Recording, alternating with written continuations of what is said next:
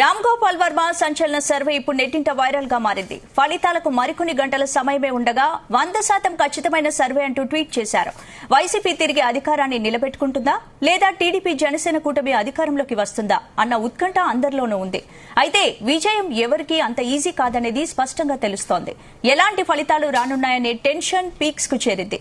ఈ నేపథ్యంలో రామ్ గోపాల్ వర్మ కూడా ఏపీ ఫలితాలపై ఒక అంచనా వేశారు. సిరాశ్రీ అనే ట్విట్టర్ యూజర్ ఏపీ ఎన్నికల ఫలితాలపైన ఎగ్జిట్ పోల్స్ అంటూ ఓ ట్వీట్ చేశారు.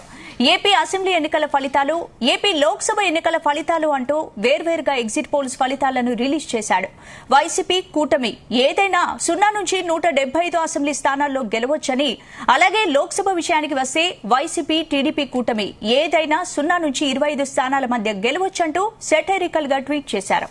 ఏ సర్వే అయినా అంచనా తప్పు కావచ్చేమో కానీ తన అంచనా మాత్రం 100% కరెక్ట్ అవుతుందంటూ ఫన్నీ క్యాప్షన్ కూడా ఇచ్చారు.